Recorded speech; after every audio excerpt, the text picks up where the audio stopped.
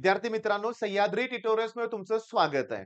आज आहे 18 फेब्रुवारी आणि मी सकाळपासून तुम्हाला 11 वाजता, 1 वाजता आणि 3 वाजता असे 3 व्हिडिओ मी तुम्हाला प्रोव्हाईड केलेत आणि त्याच्यात मी तुम्हाला सांगितलंय, की आपल्याला क्वेशन पेपरचा स्टडी कसा करायचा आहे. बरं, हे तिन्हीच्या तिन्ही व्हिडिओमध्ये मी जे आय-एम-पी क्वेशन्स दिलेत ते केमिस्ट्रीचे आहेत. फक्त एक पेपरचं आपण एनालिसिस केलंय. मी तुम्हाला सांगू का, वातावरण बदललंय आता. मुलं अभ्यास करायला लागलेत आणि सगळ्यांच्या मनात राहून एकच विचार येतोय, मी असा अभ्यास सुरुवातीपासून का नाही केला? पण गेली 20 वर्ष मी हाच अनुभव घेतो, की परीक्षा जवळ आली की नाही मुलं अभ्यास करतात आणि त्यांना खरोखर वाटायला लागतं, की आपण अगोदरचा वेळ वाया घालवला. तर विद्यार्थी मित्रांनो, मी तुम्हाला सांगतोय काय ते बघा. निदान आता तरी हे मोमेंटम ब्रेक करू नका. इंजिनिअरिंगला तुम्ही गेल्यानंतर, ओके, तुम्ही ज्या कॉलेजमध्ये ॲडमिशन घ्याल, ते ऑटोनॉमस असेल त्यांचे पेपर वेगळे असतात. पण लास्ट 1, 2, 3 गेल्या 2-3 वर्षाचे पेपर गोळा करायचेच आणि त्याचं एनालिसिस करायचं. माहित नाही कसं एनालिसिस करायचं? हे व्हिडिओ बघा.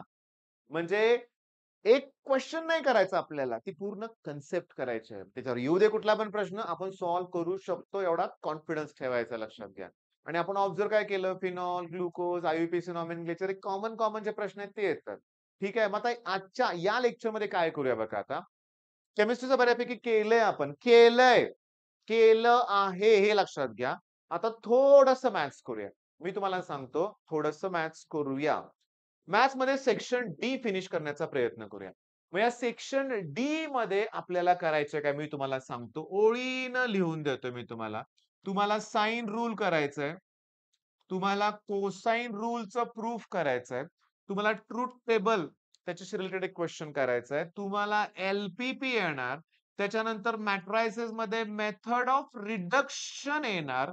तुम्हाला डेरिव्हेटिव्हचे थेरम येणार. तुम्हाला इंटिग्रेशनचं कदाचित बाय पार्ट्स यू-व्ही-डी-एक्सचं थेरम येऊ शकतं लक्षात घ्या.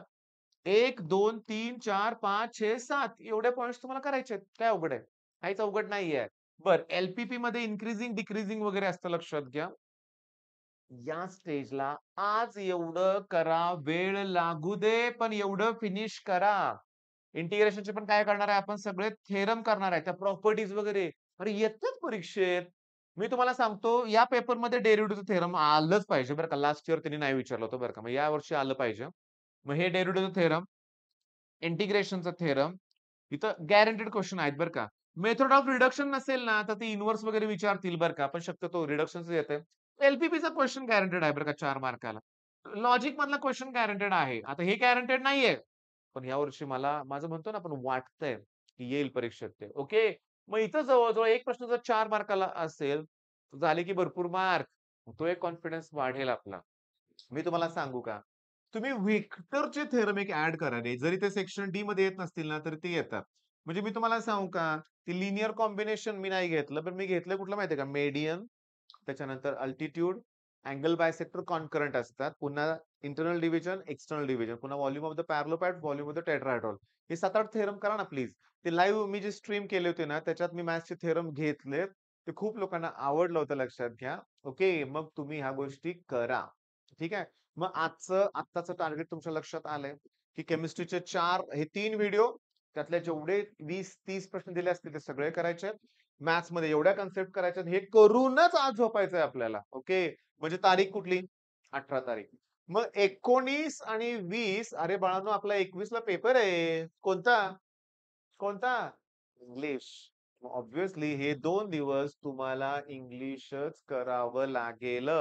पण मधल्या ब्रेकमध्ये तुम्ही एखाद दुसरी कन्सेप्ट रिवाईज करू शकता. ओके. पण एक लक्षात घ्या, जे तुमचं परफेक्ट झालंय त्याच गोष्टीची रिव्हिजन करा.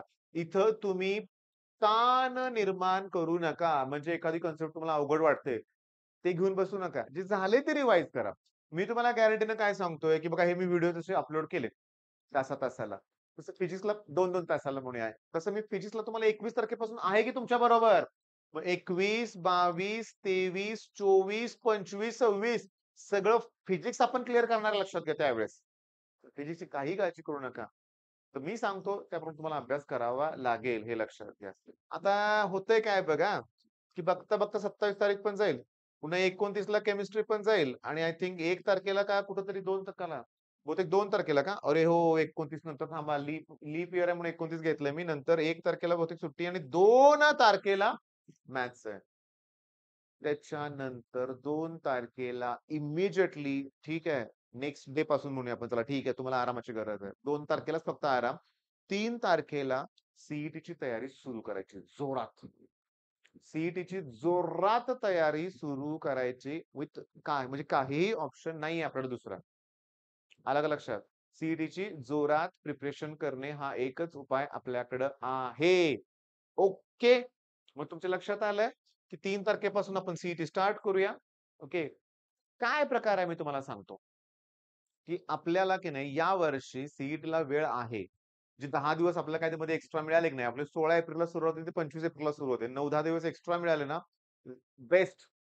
एक-एक दिवस त्यावेळेस खूप महत्त्वाचा असतो आणि तुमचं अभ्यासाचं प्रमाण पण वाढलंय तेव्हा. तोही तणाव नाहीये. मग चला आजचं हे टार्गेट सगळं कंप्लीट करा. म्हणजे असं इथून पुढच्या वेळेचं मी टार्गेट दिलंय. ओके. आणि तुम्ही करणार याची मला खात्री आहे. मग उद्या आणि परवा ओके, इंग्लिशचा अभ्यास करा. त्याचबरोबर थोडं मला जे वाटतंय ना, ते मी देईन तुम्हाला. पण ऑब्व्हियसली अरे जर इंग्लिशचा पेपर असेल, तर इंग्लिशच करा. निदान 19 तारखेला चला एक काम करूया. 19 तारखेला दुपारपर्यंत आपण बाकीचा कुठलातरी सब्जेक्ट घेऊया. कारण काय होतंय तुमचं मनच तसलं आहे लक्षात घ्या, आहे ना. थोडं तरी वेगळं करू वाटतंय. मग मला एक सांगा ना, 19 तारखेला ना फिजिक्स घ्यायची खरोखर गरज आहे का रे?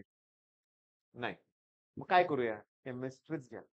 आणि मॅथ्सचा थोडासा एखादा पॉइंट कुठलातरी. मी सांगेन 19 तारखेला उद्या सकाळी मी तुम्हाला टार्गेट देईन. करूया आपण कंप्लीट. All the best.